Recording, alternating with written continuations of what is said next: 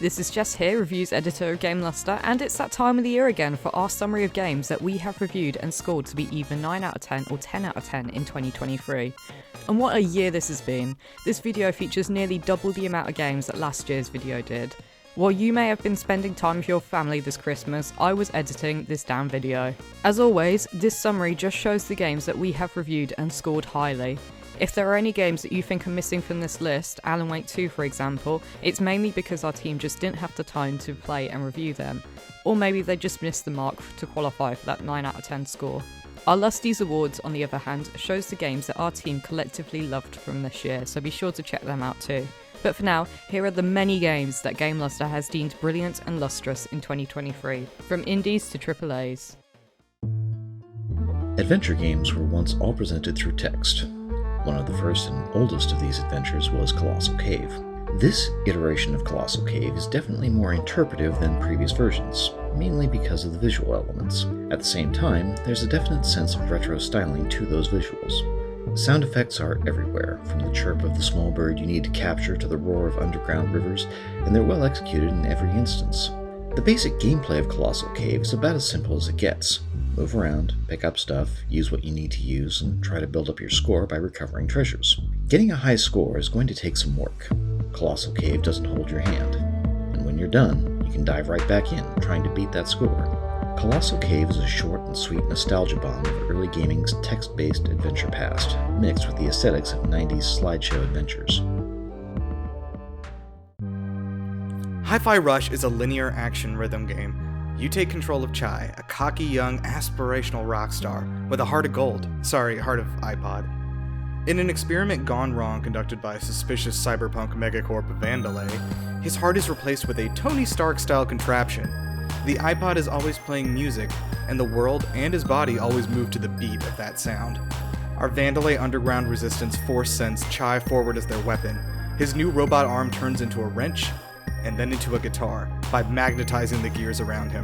Perfect for rhythmically landing the beat down on these robo-punks.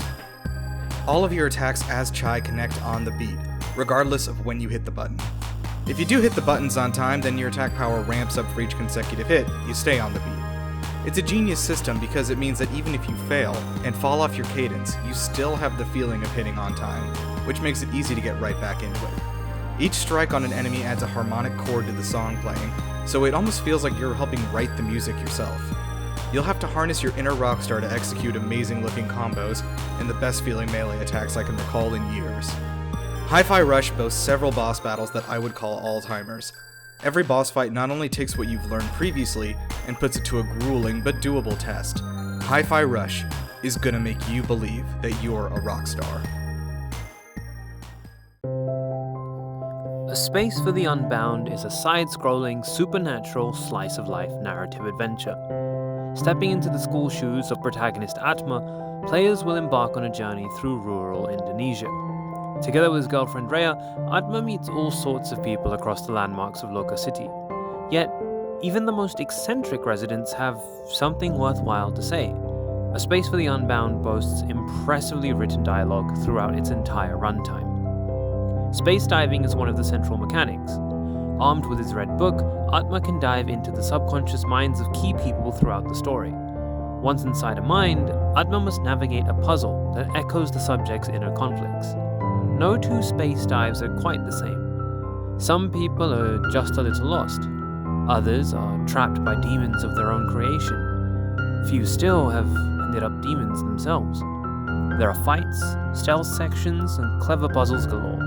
Space dives are as insightful and introspective as they are visually stylish. Atma also faces a number of moral conundrums. But when the line between influencing and manipulation begins to blur, interesting questions are raised about whether our high school hero is fit to wield the power of the Red Book, and whether it should be wielded at all. A Space for the Unbound is a heartfelt, hilarious, utterly brilliant tale of love and acceptance.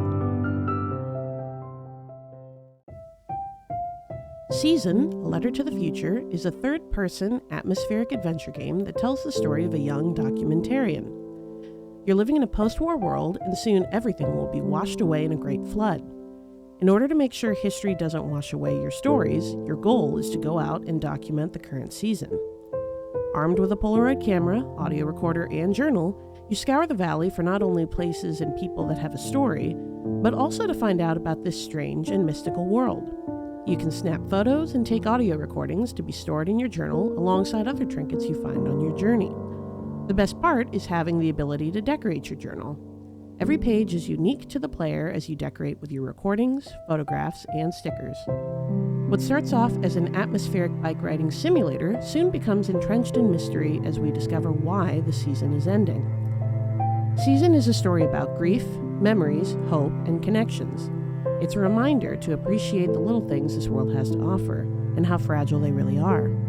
It's about how the future is uncertain and yet thrilling and exciting and out there waiting.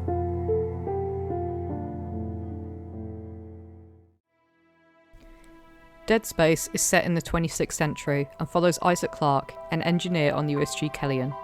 The team land on the USG Ishimura to respond to a distress call sent out by the ship's medical officer and Isaac's girlfriend, Nicole Brennan.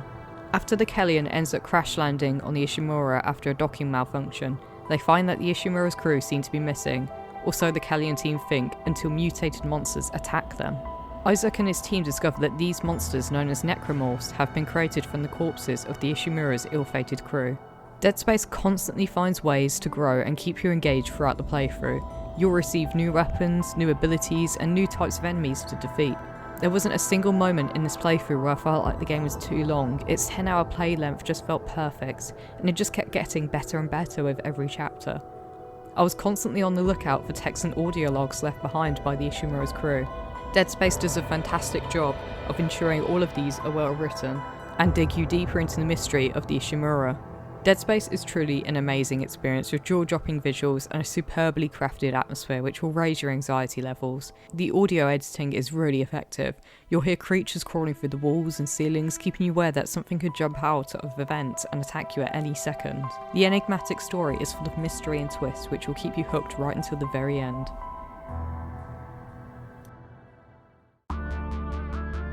Shinobu and Maya Kamizono are demon hunting sisters. A demon has merged their high school with the demon realm with the aid of a magic mirror, transforming it into her demon castle. You take control of either Shinobu or Maya. Even though you can swap between them at any time, each has their own weapon, sub-weapons, and even more importantly, HP pools, though they do share the same pool of sub-weapon energy. Both sisters have strengths and skills that need to be used to make it to the end of each level, rescue all of their fellow students, and eventually reach the top of the castle and defeat their demonic rival. Like a lot of action platformer games, the bosses in Gal Guardians are unique, wild enemies with wild attack patterns, often each with their own unique challenge and some form of fight-ending desperation attack. With fast, frenetic action, a silly story that doesn't take itself too seriously, gorgeous pixel art, plus local co-op, Gal Guardians Demon Purge is a solid action platformer for one player, or two. A Final Fantasy rhythm game? Theatrhythm Final Barline's greatest achievement might just be reminding us exactly how good the music of Final Fantasy really is. The selection of Final Fantasy songs here is enormous, with a whopping 385 tracks in the base game. No matter what your preferred style of Final Fantasy tune is, it is guaranteed to be represented somewhere here. You'll create your own party of 4, using any character from the large roster spread across Final Fantasy history that you've unlocked. There are also a bunch of summons with different abilities that can join your party. Your party levels up as you complete songs and learn new abilities and spells in classic Final Fantasy style. This classic combination of easy to learn and hard to master makes the game addicting from the first track. It gets you in its hooks, replaying levels on increasing difficulties as the songs dig into your brain. It hits all the right notes. The gameplay is addicting, the music is excellent, and the replayability of it all is a great bonus.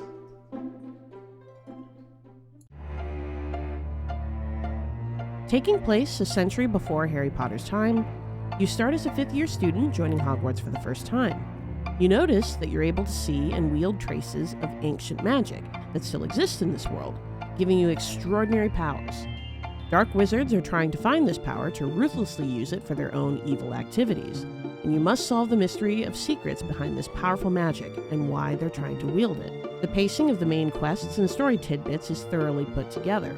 What you thought were fiddly side quests start to intertwine into the main storyline, and soon everyone you meet in the game plays some role in the storyline. The design of quests in Hogwarts Legacy is well crafted in creating challenging ways to mix up your battle style. But to acquire new and more powerful spells, you have to take potions and items and use them in specific ways when you battle. When engaging in battles, a checklist pops up to the right, giving you more challenges to do to help boost your XP. These dueling feats are what make battling the most interesting because the battle transforms into a task with specific goals behind it. The music in Hogwarts Legacy is exactly what you were wanting if you watched all the Harry Potter movies. From the music to the gameplay, Hogwarts Legacy squeezes every ounce of nostalgia from the beloved franchise that it can.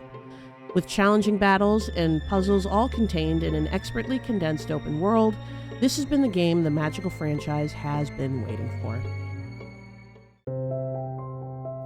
Storyteller is a puzzle game centered around fairy tales. The player is the one telling each story. You have scenarios and characters to put in them. Drag and drop a setting to a panel, then place the right characters in the right order to tell the story that's being asked of you at the top of the page. Straightforward as the prompts may be, fulfilling them is not always as clear. Getting the story wrong is actually half the fun.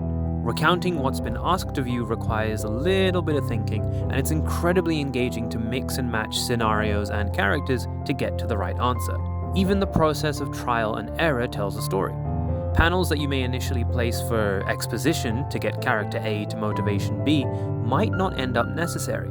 Yet, the exquisitely animated characters will still react to where you've put them, and provide context clues as to where your tale has derailed. Storyteller is delightful, innovative, and incredible fun in a stylish package. This is one book you won't want to leave on the shelf. Bayonetta Origins, Cereza and the Lost Demon is a fairy tale about Bayonetta before she was Bayonetta.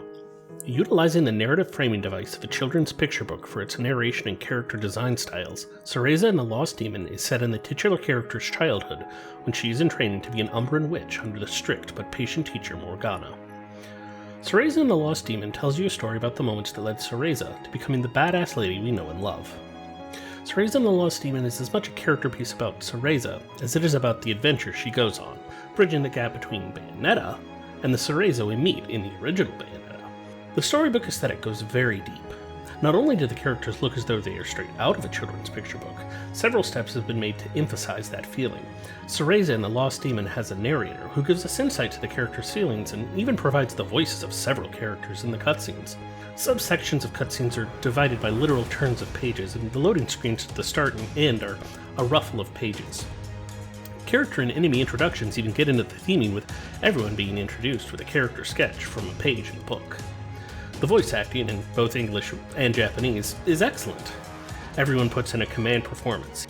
Bayonetta Origin shows Bayonetta in a new format visually, mechanically, and narratively, which makes for an unforgettable ride with some serious lore implications for the series going forward.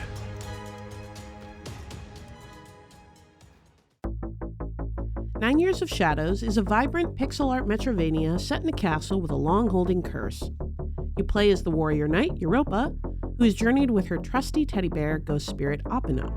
It's up to you to stop the evil beings before they destroy the heart of the castle and spread the curse through the entire world. 9 Years of Shadows has gameplay that's smooth and fluid with a layer of difficulty that adds as a fun challenge. The game requires you to change gear to face different elements in the world and instantly changes it for you as you traverse. You have a shield that recharges when you hit and defeat enemies. You can use your shield power to shoot projectiles from your teddy bear friend. The balance of attack adds a level of puzzle design in 9 Years of Shadows, which you don't normally see in an action platformer. Expertly crafted areas teach the player over time and makes each visit a delight.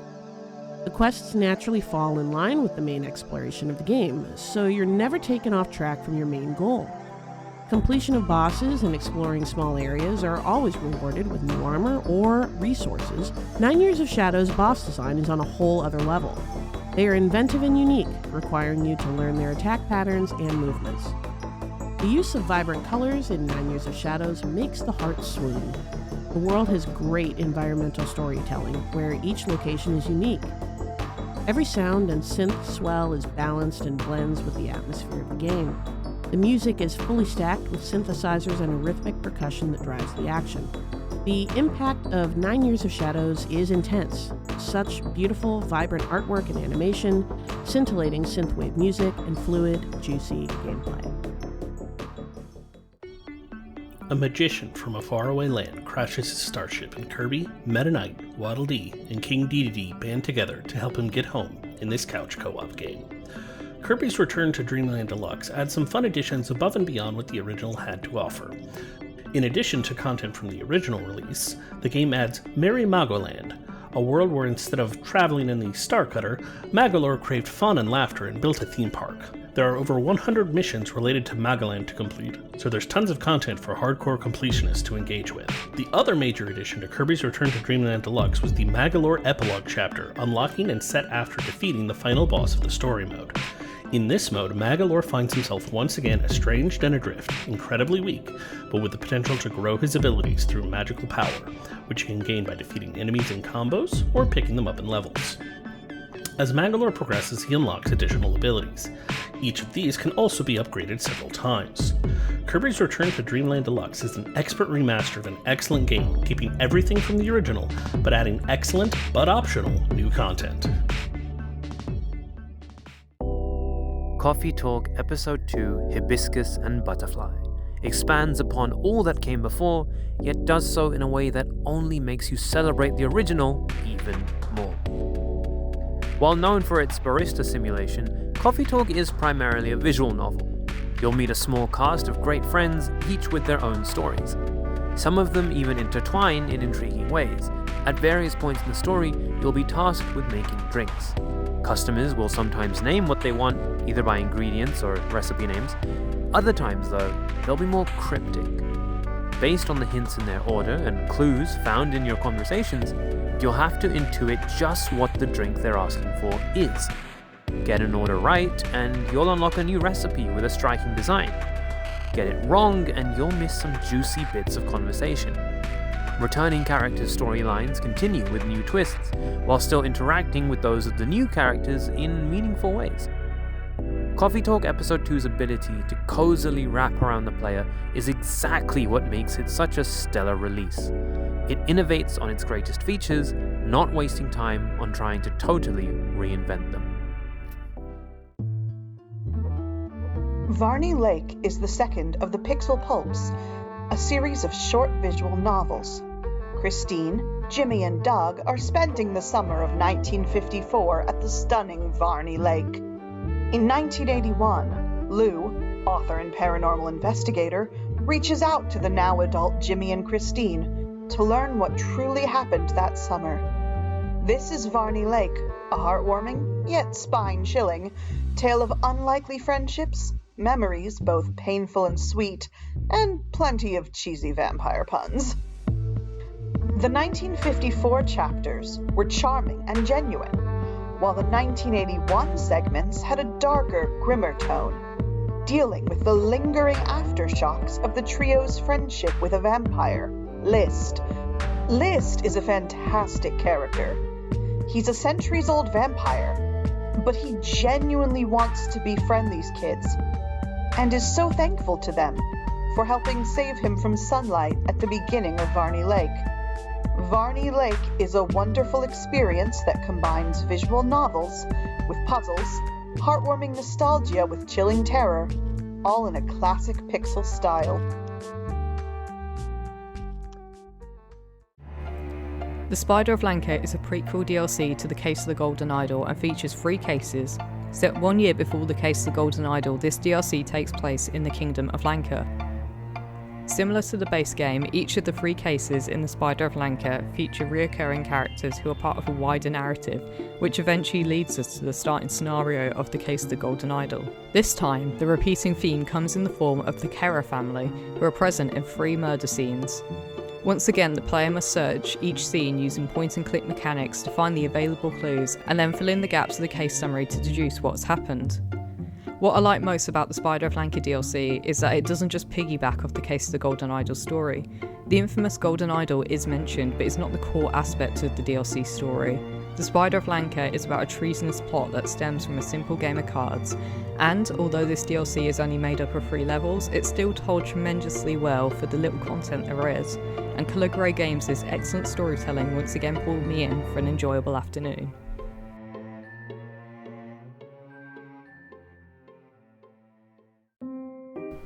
The Last Case of Benedict Fox's story explores topics such as loss, abandonment, and interdimensional entities.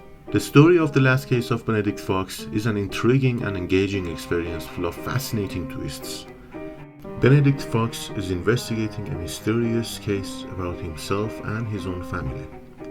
Once we reach his parents' mansion, we find the homestead empty and discover their corpses. They have died before Benedict gets the chance to meet them. But this doesn't stop the investigation, as with the help of the companion, a voice in Benedict's head, we can explore the memories of his father for answers. The memories are manifested in the form of vast and strange dimensions, and we have to search among the Lovecraftian horrors to find bits and pieces of tangible clues. The amazing artwork and the music elevates the experience even further. The Last Case of Benedict Fox is a handcrafted, deep and gorgeous experience.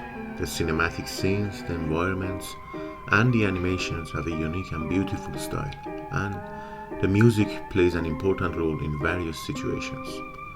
As we find clues about the fate of our parents and our situation, we get quests to investigate them further. We have to explore and discover clues that move the plot forward and have to solve the mysteries presented. The Last Case of Benedict Fox is a beautiful Lovecraftian Metroidvania with challenging combat and puzzles, a rich story, and complicated puzzles that truly makes you feel like a detective in a strange world. For fans of Lovecraftian mysteries, this is a game that they will remember for a long time. Bramble the Mountain King turns Nordic fables into a grim adventure game. Alla wakes up in his bedroom with his big sister Lillemor gone. He's a timid little lad, and he's scared without her. She seems to have gone into the forest, so he follows her. But as the night draws closer and the darkness encroaches, the forest becomes a much more dangerous place. Every location in Bramble the Mountain King looks incredible. The game goes for something close to realism, but still stylized enough that it doesn't have to worry about entering uncanny valley territory. It uses color to tremendous effect, really going for some bold colors and clearly defined color palettes for each area. But beyond anything else, the lighting is what really makes these environments shine. The individual sun rays in the forest, a single lamppost in the darkness, shadows painted on the walls. Many puzzles naturally revolve around light as well. Scattered around the world are books that tell the classic fable that the game is inspired by. Bramble the Mountain King is at once a small, intimate story, as well as a big story of almost mythical proportions. On one hand, it's a story about 2 siblings that can't live without each other, about a little boy who has to find his courage and take independent action. But it's also about accepting the consequences of those actions. Beyond just that, though, it's the story of a fallen kingdom and its inhabitants, most the titular Mountain King. Bramble the Mountain King is a dark fairy tale done right. It pulls you in with all the whimsy and charm of an enchanted forest before it disturbs you with the horrors of a wronged soul. Cassette Beasts is an open-world turn-based RPG. Your self-created character wakes up on a beach in Harbor Town. None of the inhabitants of this world know where they came from or how they ended up here. This quaint beachside town has just one other odd thing going on. The surrounding areas are entirely inhabited by funky little monsters we like to call Cassette Beasts. Cassette Beasts is at once an obvious first shot at iterating Pokemon in a meaningful way. The monsters have a consistent design that finds a smart blend of cute and cool, and it merges well with the aesthetics of the world around them. With 120 delightful monsters, there's already plenty of variety. Most of the monsters have evolutionary lines as well, and a few of them have branching evolutionary paths that require special conditions and decisions. The combat system of Cassette Beasts absolutely delivers on being Pokemon with more depth and more strategy. You and your companion will fight alongside each other, almost always against 2 or more opponents. Using the fusion mechanic, a meter that's always building up by battling, you can fuse any 2 monsters together to get a new, more powerful, unique creature. That's right. There are 14,000 different monsters in this game as a result of the fusion mechanic. While the fusion monsters are procedurally generated for the most part, the intelligence of the generation is so great that almost all of them look like handcrafted monsters. Your monsters are sealed into cassette tapes, however, you don't summon them. You become them using a magic cassette deck, and loading in your monster cassette while wearing your headphones.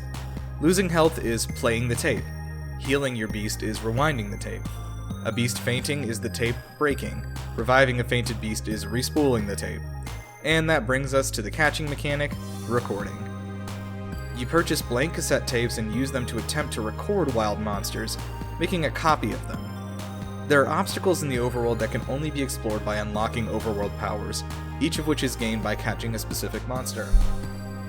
Cassette Beasts wears its inspiration very proudly on its sleeve, not hiding its roots in Pokemon, but it manages to find a unique identity at the same time. Delightful characters, a moderately interesting story, and an all-timer soundtrack are just icing on the cake of this whimsical and fresh open-world RPG. Planet of Lana squarely fits into the cinematic puzzle-adventure genre. The planet we find ourselves on is one of almost untouched nature. One day, mysterious spacecrafts come crashing through the atmosphere, attacking Lana's village and kidnapping the villagers. Lana manages to evade them, but sees her older sister is taken by the invaders. The robots quickly take over the planet, and so we have a natural world overtaken by technology.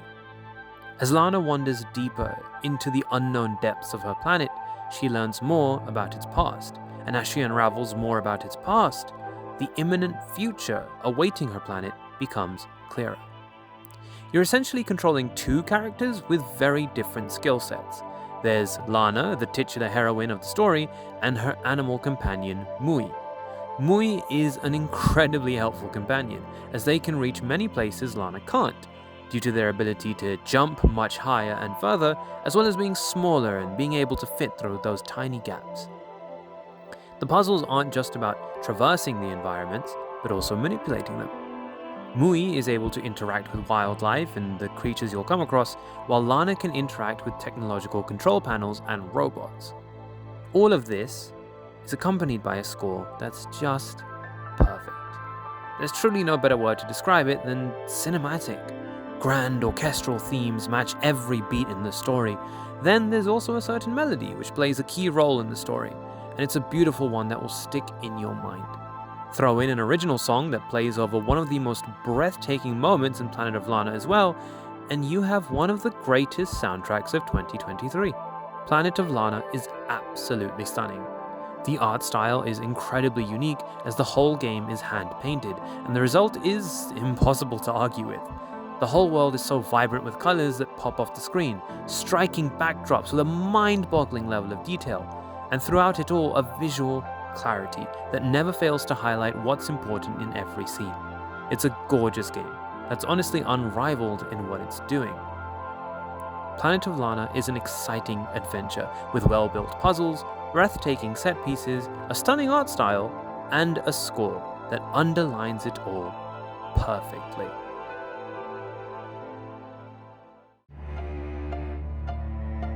My expectations for Tears of the Kingdom were sky high, and I can say with confidence that the sequel not only met, but surpassed every single one of those expectations. Several years after the events of Breath of the Wild, another catastrophe has befallen Hyrule. The upheaval has caused floating islands to appear, rubble and ancient devices to plummet to Earth, and caves and chasms to open up across the kingdom. Princess Zelda is missing, and the warlord Ganondorf has risen again after decades sealed beneath the castle. Link, hero of Hyrule, must set off on an open-world adventure to rescue Zelda and stop the Demon King's plans. Tears of the Kingdom features a rich story that focuses on several returning characters who are forced to step into the roles of heroes and leaders in their communities, and the struggles they experience in the process. The world is huge, expanded further from the already impressive size by the addition of the Depths and the Sky Islands.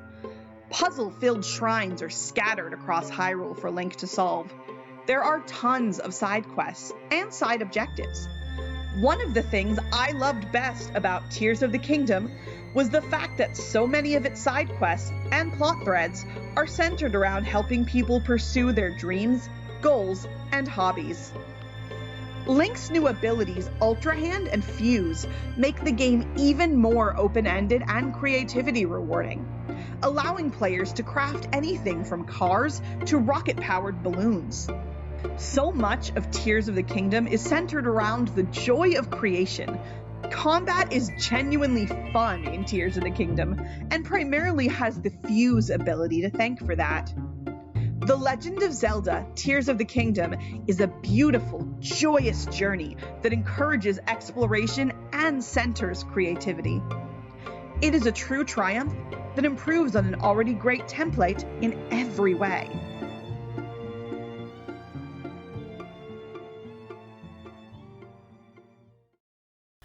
Dynopunk is an ironic visual novel with a vibrant cyberpunk aesthetic and cheeky sense of humour. The game is set in an alternate universe where dinosaurs never became extinct and primates never evolved into humans. The story follows Chris, the last T-Rex, as he moves through the city to take over a repair shop. The main mechanics of Dynopunk are not too different from those found in standard visual novels. As players move through the story, they meet new and interesting dino characters whom they can befriend, measuring their new emotions by checking the mood tracker in the bottom corner.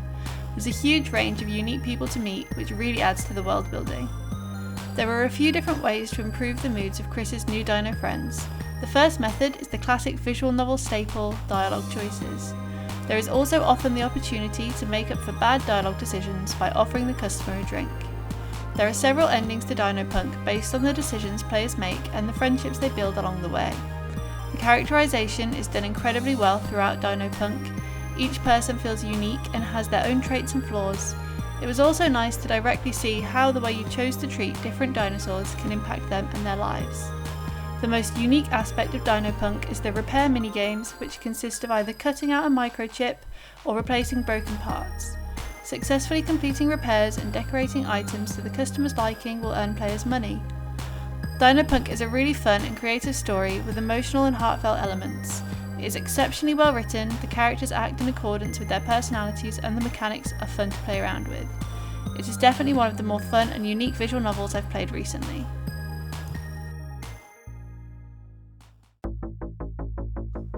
Street Fighter VI divides itself into three distinct chunks. There's the Battle Hub, where most of the online game functions are housed, which is technically the core of the game, in that it's available first while the other two modes set themselves up. World Tour Mode, the bulk of the game, features your player avatar and the designated rival character traveling the world and meeting the core cast of playable fighters in search of the meaning of strength. They get into friendly and not so friendly fights with random people in the world, bizarre rooftop superheroes, and even household appliances. Along the way, you meet all the Street Fighter VI core cast in order to learn their fighting styles. You're given free reign to wander around in the world. You can walk up to and talk to NPCs and challenge any of them to a fight. The true end goal of World Tour Mode is to become stronger, which you do by leveling up your character and bonding with each of the mentor characters, the core cast, which unlocks new interactions and special moves. In addition to making your character more capable in battle, each mentor has a move like the spinning bird kick that allows your avatar to traverse the world by, for example, crossing gaps. The fighting ground is the traditional fighting game experience. You can play through an arcade story mode with each character having a story that helps introduce them or catch you up to speed on their place in the world, presented in the form of gorgeously illustrated stills accompanied by voice acting and sound effects. Overall, the experience is amazing. All the characters, new and returning, feel right. Even the legacy characters replacing older ones have the right sort of feel for their character archetype. With 3 different ways to play, Street Fighter VI delivers an engaging experience for both long-term fans and folks just jumping on now.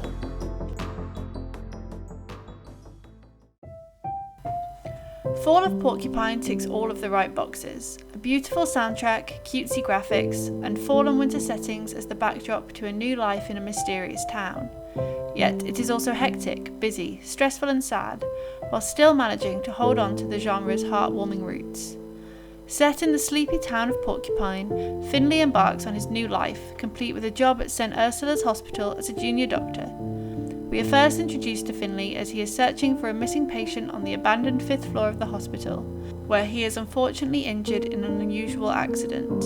Due to the busy nature of his job and the limited workforce, he is only able to take 3 days off before returning to work. With his job comes all of the usual woes that people in the medical field will be used to: understaffing, long hours, sleepless nights, ungrateful patients, and people who seek to make the job harder than it has to be. But it is so beautifully captured in the body of a bird who is so happy to help people that he spends his days off eagerly helping friends. There are so many absolutely heartbreaking moments. Fall of Porcupine is soaked in the concept of death, something unavoidable in the medical industry. The town setting is a lovely one. You can interact with several of the people going about their days. The buildings that you can go into, particularly the plant shop and bar, have their own unique vibe that is pretty clearly tailored to the character that owns them. Fall of Porcupine is beautifully illustrated, and all of the characters have a charming and unique look to them. They are each presented as different animals, which adds a more whimsical element to the gameplay, considering that the topic itself is quite difficult to digest. They also all have their own personalities, which are really clearly shown through their dialogue. Fall of Porcupine is a beautiful and haunting narrative game drenched in mystery that any cozy game fan will love.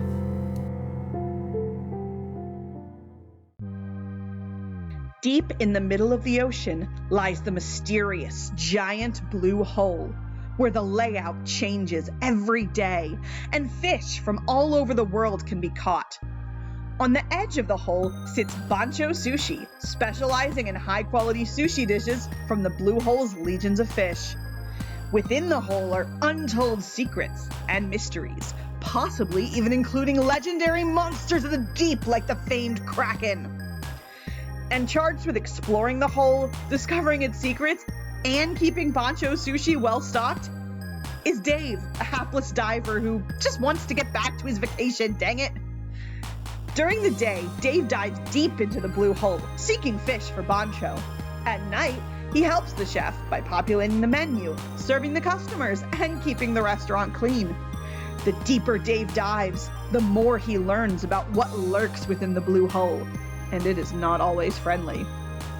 The blue hole is the aquatic exploration equivalent of a procedurally generated dungeon, changing layout and fish population each time Dave explores. The pixel art style and bright, colorful palette make each individual fish and piece of coral pop.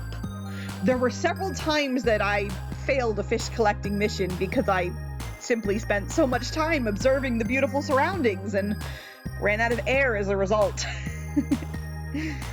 Dave the Diver is far more than just a resource management or exploration game. There's a story here, and it is a deep one. The rumors of a massive tentacled beast are just the tip of the iceberg. Dave the Diver may look shallow on the surface, but, like the blue hole itself, it goes way deeper than you might imagine. Dave the Diver is a gorgeous underwater experience that centers around the beauty and mystery found in the depths of the sea. Amarantus is a positively messy visual novel that focuses on an amazing story, making your choices matter and encouraging replayability. We play as Eric, a young man who's tired of the ways of the world but wants nothing to change. The story starts with Eric waking to the sounds of an attack. Eric lives in a world ruled by Lord Caudot, a tyrant who does not care for his people's lives, and plucks them up one by one to send them off to war. After being forced to leave his parents behind, seeing them captured and having his home burned to the ground, Eric decides that enough is enough. So he gathers his closest friends, and strangers alike, and they set off to end the tyranny. You will not understand what's happening without playing through this game more than once. But the more you play, the more that's unveiled.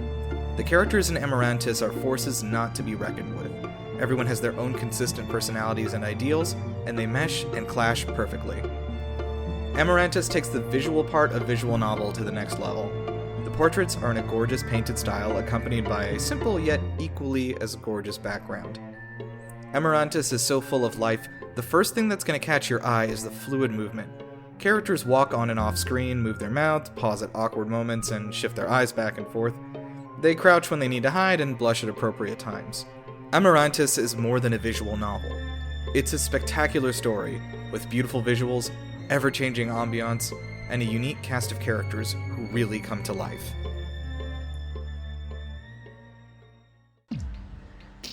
Jagged Alliance 3 is the long-awaited worthy successor to a genre-defining classic.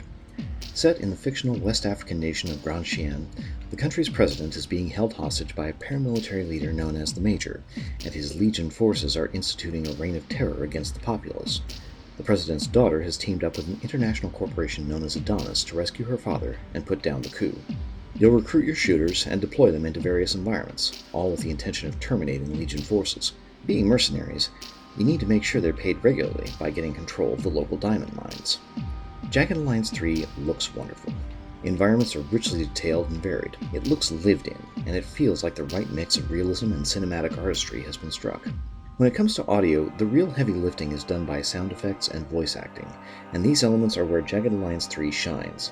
While none of the original voice cast from Jagged Alliance 2 have returned, the cast has a good sense of the returning characters, and the new characters project the right amount of gravitas and cheese. They're a wonderfully motley collection of folks. Jagged Alliance 3 will satisfy your tactical RPG desires in a way that hasn't been seen in ages. With every zone your teams enter, you're going to uncover new complications and side quests which are going to burn the most precious resource you have available: time. You're fighting a war, and that means hard choices tactically, strategically, and narratively. There's a lot of humor, ranging from the sly to the crude, as well as a good amount of actual drama and even pathos without feeling cheap or exploitive. Jagged Alliance 3 doesn't glamorize or fetishize the human cost of low-intensity conflicts, but you are going to find yourself in situations where you need to make a judgment call. Jagged Alliance 3 restores the glory, guts, and joy to a tactical RPG series too long abused. Realistic weapons mixed with nail-biting combat, larger-than-life characters, and a challenge so good you'll be begging for another hit.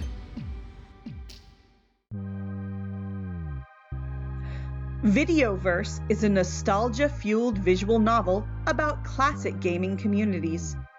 The year is 2003, and the Kimoku Shark is the hottest gaming console around. Emmett spends his days chatting with his friends on Videoverse, the Shark social network. However, rumors abound that Videoverse may be shutting down, thanks to the release of the next-generation Kinmoku Dolphin. Take control of Emmett in this uniquely formatted visual novel that pays homage to classic video games and social networks. While Videoverse is text-based and centered around making choices, it uses the unique formatting of the titular Videoverse social network, with a combination of forum posts, shared drawings, and direct messages. As Emmett, players can choose who to interact with, who to ignore, which posts to like and respond to, and even whether or not to report inappropriate posts. At its center is a heartwarming story about acceptance, friendship, love, and the bonds and communities that video games can form. The friendships formed are portrayed as valid and valuable. Over several weeks of in-game time, you really get to see the Videoverse community bond and grow tighter, all the while celebrating both their differences and the one thing that brings them all together: video games.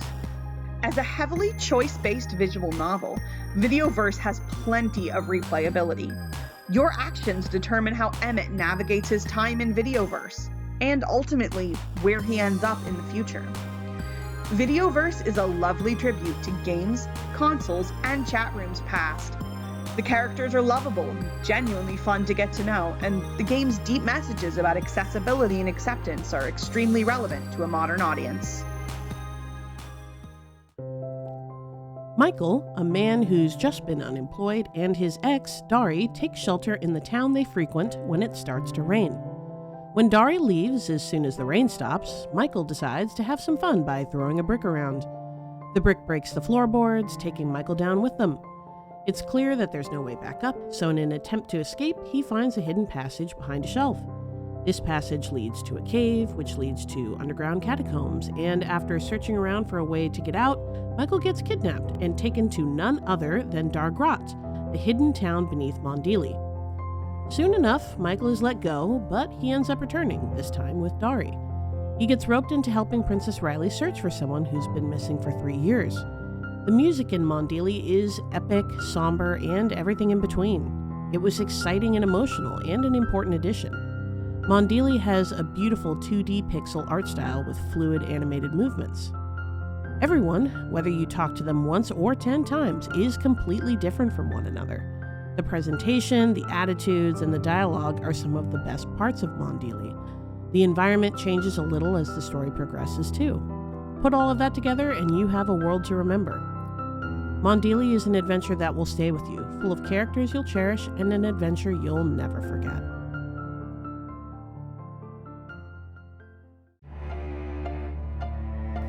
Baldur's Gate 3 has one of the most exciting starts in modern games. The stakes are high from the very first moment, and it hooks us into the story and the characters before the gameplay even begins. We awake on a Mind Flayer ship, the Nautiloid, after being infected with a tadpole which will eventually turn us into a Mind Flayer troll. Baldur's Gate 3's graphic had to compete with the imagination of D&D players, and it actually manages to hold its own. The character design, animations, monster models, and especially environments look fantastic. Dungeons & Dragons 5th edition is one of the simpler TTRPG systems, but learning it is still time consuming. I believe Baldur's Gate 3 simplifies it even more and teaches the mechanics at a decent pace to be accessible to players who are not familiar to the genre. We get to choose from the main 12 D&D classes, and with subclasses, multi-classing, and equipment, there are endless builds and variations to try on your characters. There is more than one way to solve almost all problems in the game. Two players might both be doing the same quest in the same place, but the state of the world would be drastically different in each playthrough. The experience of the story even differs based on the companions that you bring along. Baldur's Gate 3 has brilliant atmospheric music, top quality voice acting, and expansive sound effects. The writing for most of the story, especially for NPCs and companions, is really good. There are many memorable moments in dialogue and cutscenes. There are funny, serious, sad, and ridiculous moments to keep the world engaging and fresh. Baldur's Gate 3 is a game of epic proportions, and despite its scope, it surpasses the expectations.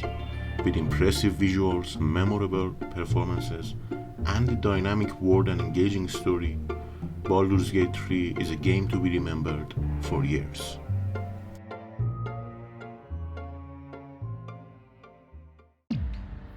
Armored Core 6: Fires of Rubicon revives an old series and takes it to brand new heights, creating an addictive gameplay loop that will keep me playing to New Game Plus Plus and beyond. We play as Raven, a hired mercenary caught up in a corporate war for the mysterious energy resource known as Coral. You inhabit a giant robot with a wide array of guns. Armored Core 6 plays out in a series of missions, and none of them overstay their welcome. They're short, snappy, and very fun to take on. Gunplay is incredibly satisfying, and there's a wide variety of weapons to suit most playstyles. You can also customize your Armored Core to look and feel exactly how you like it. It's incredibly fun and easy to lose hours just to the garage. The levels of Armored Core 6 are spectacular. Battling through deserts and snowfields exemplifies the battered look of the world, while zooming through cities really gives a sense of scale. There are giant showcases of verticality, arenas truly designed around omnidirectional locomotion, and some of the most spectacular set-piece moments of the year. Even with a grimier, more industrial look, the aesthetic of Armored Core 6 is nothing short of spectacular. Similarly sensational is the story. The writing is tight, characters are delightfully well voiced, and the plot charges on without much lull at all. Armored Core 6 has 3 endings to achieve. The first playthrough offers a few decisions that have significant consequences for said ending. The second and third, of course, let you make the opposite choices, but that's not all. Both New Game Plus and New Game Plus Plus also offer not only entirely new missions, they even add decisions into certain existing missions as well, further diverging the paths before you. Armored Core 6 Fires of Rubicon lives up to its name, deftly setting my heart ablaze, one mission at a time. Humans have seen all of explorable space, found no other intelligent life, and now suddenly, you stumble across an alien artifact in a mine. You're roped into Constellation, a group of optimistic dreamers that believe there's more out there to find. Starfield's almost a reverse power fantasy. As you continue through the several faction campaigns, the game works to passively make you feel more and more insignificant. Every single part of daily life is commercialized and monetized. People are no longer of concern to society in any way, except that they can be resources to contribute monetarily. If you can't contribute, you're pushed out of society. Every dialogue, decision, and action you take can have ramifications across galaxies a dozen hours later, and every decision is influenced by your abilities and stats. During character creation, you choose your background and up to 3 traits. Your background opens up new opportunities in dialogue, some of which lead to entirely new quests.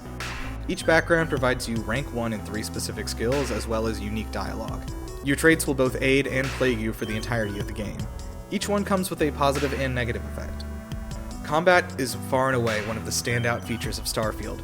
Nearly every gun feels amazing to use. Each one has the perfect kickback, weight, and range.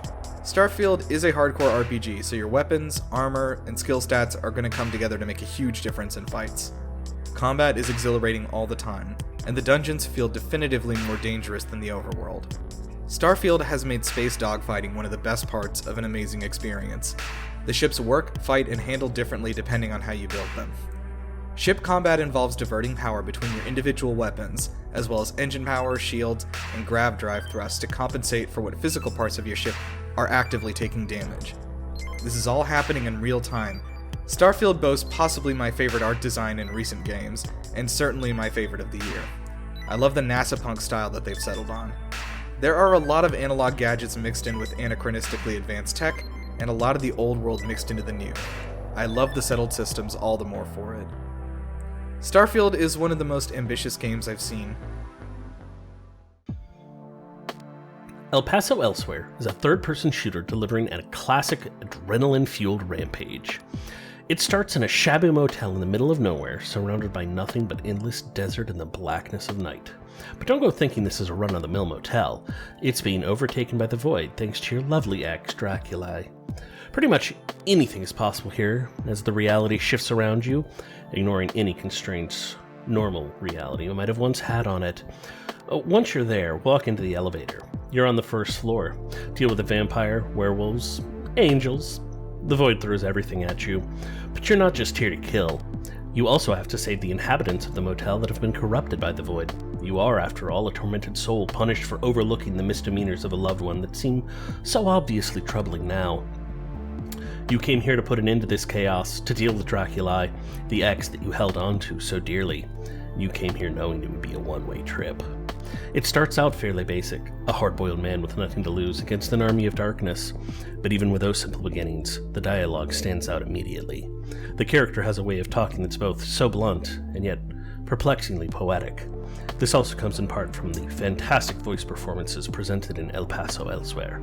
Javier Nelson Jr. further elevates the fantastic writing by lending the lead character a grounded stoicness that starts to crack and shows glimpses of his wounded emotional self as the story progresses. Another outstanding aspect of El Paso Elsewhere is its art direction. The reality-shifting motel is a stunner to look at from the very beginning, and the atmosphere of the place is unbelievable.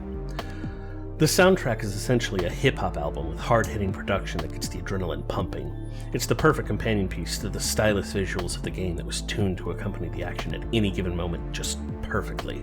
El Paso Elsewhere has exciting gameplay, gorgeous art direction, and atmosphere that grabs onto you and won't let you go. Cozy Puzzle Adventure, A Tiny Sticker Tale perfectly captures the feeling of collecting stickers. As you navigate the world, the stickers you collect along the way work with the environment around you to enable exploration, unlock secrets, and help you reconnect Flynn, the donkey, with those around him and his past. After sailing home to Figori Island, Flynn encounters a troublesome raccoon, a pest that was once his father's own rival, who is going around the island causing chaos. Flynn takes it upon himself to right the wrongs done by the raccoon, who is also able to manipulate the world around him using stickers. Some stickers can alter the environment around you completely. A sun, for example, will bring out the daytime, a moon brings the night, and a rain cloud brings, you guessed it, rain. There are plenty of collectibles to gather as you go through A Tiny Sticker Tale, some of which can be used to uncover mysteries which are hidden around the island. Not everything on the island is as it may seem at first glance, and that made every new discovery feel special. Graphically, a tiny sticker tail is adorable. Each of the characters is unique in their design, the world is beautiful, and the random little stickers are designed so well that I wouldn't be surprised to see them on a sticker sheet in a craft store. A tiny sticker tail is one of the most heartwarming and adorable puzzle games I've played in a long time. Everything from the charming graphics to the focus on joy and helping out those around you works to make a game that is cozy, low stakes, and meaningful all at once. The Fabulous Sphere Machine is many things. A resource management game, a narrative game, a malevolent arcane fortune-telling machine, a comic book series, the list goes on. The game is spread along 3 chapters, segmented into individual horror comics. Each story has a devastating outcome and plays along with the greediness trope. What is magical about the Fabulous Sphere Machine is that every piece of gameplay has a story to tell.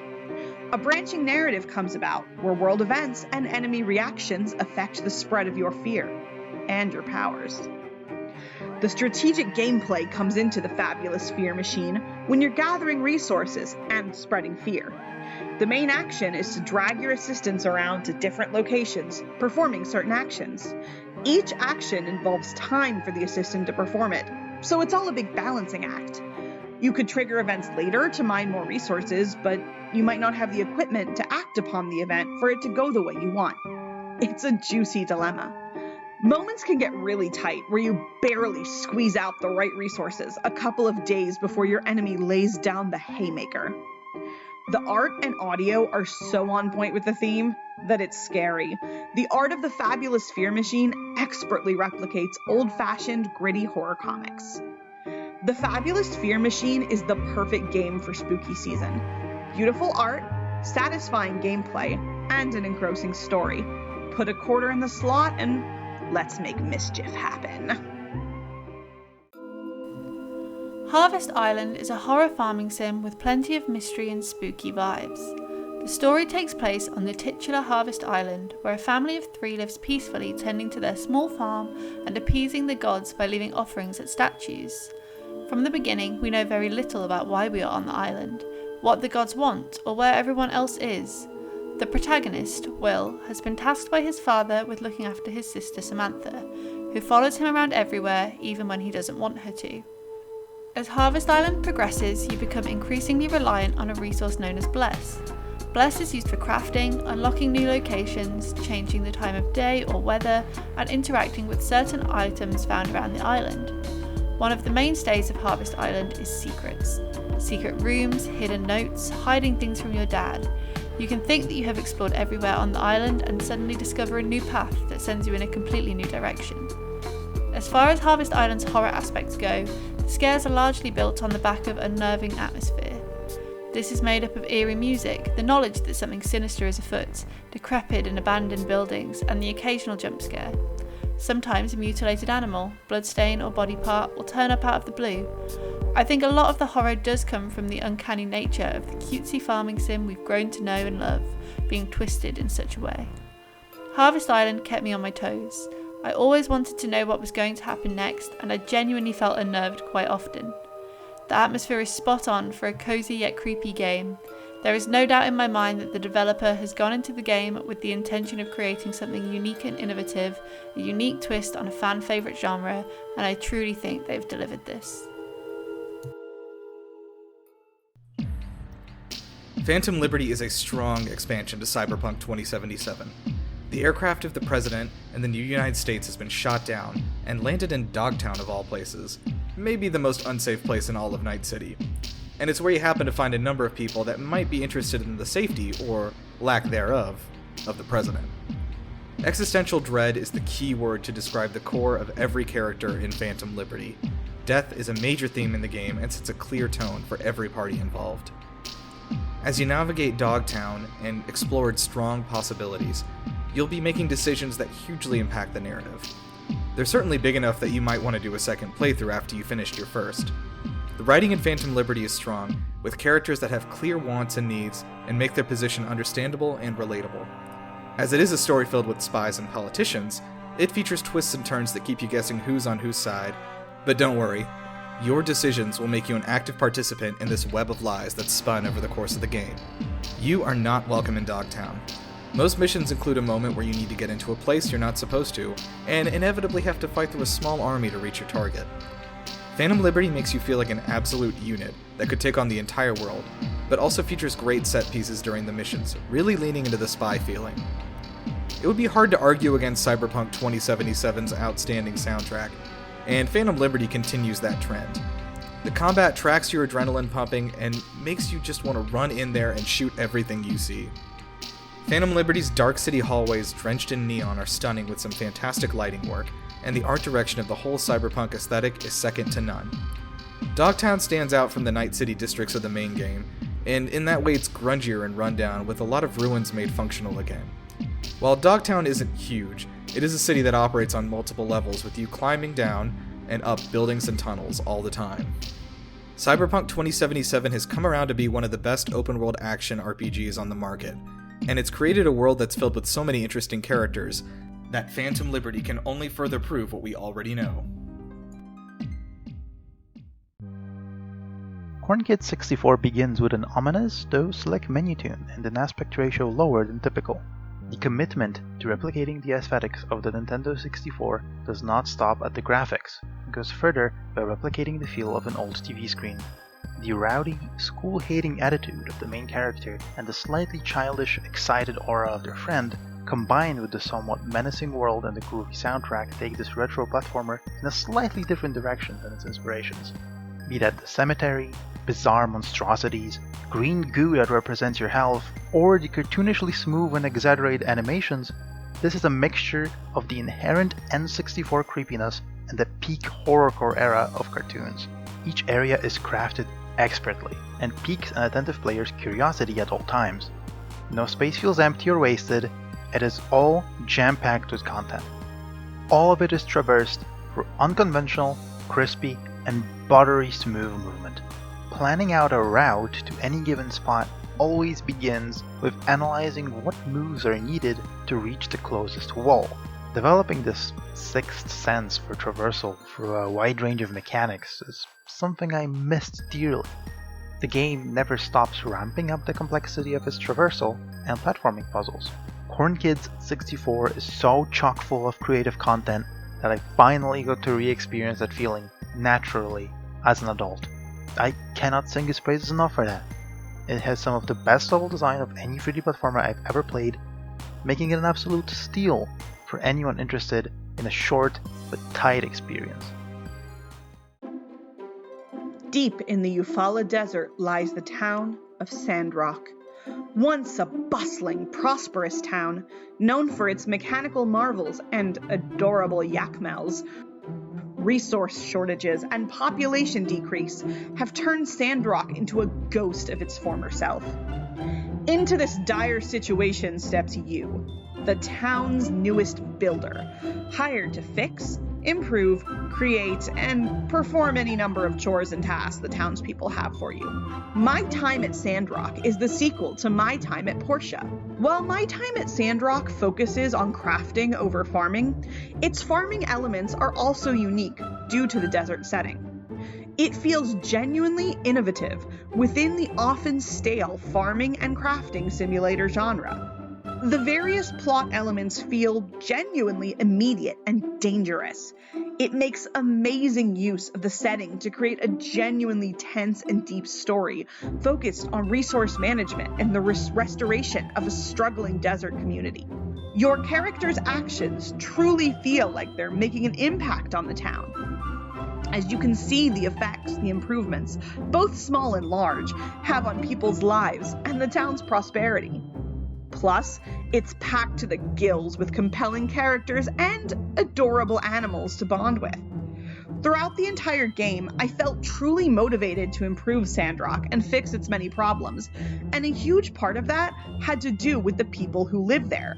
Sandrock's remaining population are hardy survivors.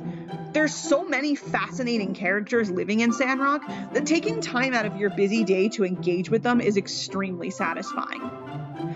My Time at Sandrock is the kind of game you can easily get lost in for hours, and the satisfaction of seeing this town begin to prosper once more because of your own actions is a truly worthwhile reward for your efforts. After Spider-Man and Spider-Man Miles Morales, Insomniac had a tough act to follow, but follow it up they have. Spider-Man 2 is set some months after the event of Miles' solo adventure, and life has moved forward. Peter Parker is trying to find a stable job and continues to date Mary Jane Watson while now living alone in his childhood home in Queens. Meanwhile, Miles is procrastinating on college entrance essays and trying to work up the courage to ask out hearing-impaired artist Haley. On the flip side, however, Pete and Miles' heroics have attracted the attention of a dangerous new foe, Kraven, who has identified Spider-Man and his rogues gallery as being worthy opponents. Both Spider-Men have had their gameplay tweaked to allow the player to more easily switch between them. Both heroes have access to a shared set of spider gadgets and their own sets of spider powers. Both Pete and Miles have a host of side missions they can perform. These side missions, in addition to contributing to the game's overall theme of second chances and redemption, are also some of the best early sources of rare parts and hero points you need to buy suits and upgrade gadgets. Evolving naturally from the experiences of Spider-Man and Spider-Man Miles Morales, Spider-Man 2 offers an experience with a bigger New York City, a bigger story with bigger stakes, and bigger, deadlier foes than ever before. Moira McKinnon's Uncle Hamish has told her to come to the lighthouse where he lives by Beltane to experience a magical surprise. Determined, 15-year-old Moira sets out, against the wishes of her mother, on a journey through the beautiful but treacherous Scottish Highlands. A Highland Song is a hybrid narrative adventure, open platformer, and rhythm game. It features a gorgeous watercolor-like art style, toe-tapping music from Talisk and Fourth Moon, and a story that effortlessly blends Moira's own personal reflections and family history with fairy tales and the legends of the Highlands. Arguably, the main character of a Highland Song are the Scottish Highlands themselves. The game does a beautiful job of portraying this remote, sometimes prickly and difficult, but always majestic landscape. Hidden underneath the beautiful atmosphere and rich narrative is a fiendishly difficult platformer. The landscape is filled with tricky slopes to climb and dangerous paths to navigate. But the game isn't about getting from point A to point B. It's about exploring, getting lost, and finding all the wonderful things out there. A Highland Song's rhythm sections are triggered when Moira encounters a deer and dashes across the highlands to gorgeous music provided by folk bands Talisk and Fourth Moon. The music is beautiful, and the rhythm gameplay is simple enough that you can enjoy each song to the fullest without losing your place.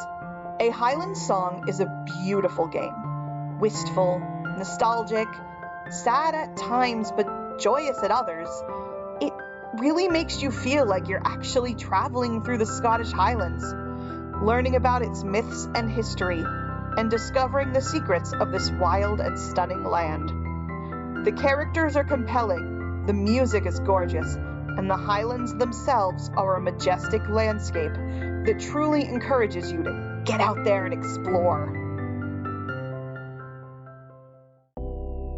You start off House Flipper 2 by waking up in the house that your parents have generously let you stay in and flip. To do this, you must earn money and learn new house flipping skills by taking on odd jobs. The first thing I noticed about House Flipper 2's quests is how much more fun they are than the game's predecessors. I got quickly bored of the amount of quests in the first House Flipper game that consisted of visiting someone's house and then installing an appliance or radiator. I was so pleased to see that these kinds of quests are completely omitted from House Flipper 2. Instead, you're mostly cleaning, unpacking and renovating people's homes, and such quests are also partnered with entertaining emails that detail the story of how the house you're working on got into such a state to begin with. To start flipping a full house, you need to have unlocked all the game's tools and skills. To do this, you must keep completing jobs which will gradually introduce these to you. There are 11 in total, and you can also build experience to unlock perks, making you far more efficient at each skill the more you play. House Flipper 2 also has a graphical improvement to its predecessor. It maintains a soft look, which I think is best for a cozy style, while also having better lighting to show off different textures and materials. I also noticed that the finer details and the stitching of different furniture covers were visible, so picking a material for furniture actually matters here. The game also has day and night cycles, which allows you to see what your creation looks like at any time of day, so that you can also experiment with different lighting. House Flipper 2 improves on nearly every gameplay mechanic of its predecessor, creating a much more relaxing, satisfying and immersive experience. If you enjoy the first House Flipper game, you will love House Flipper 2.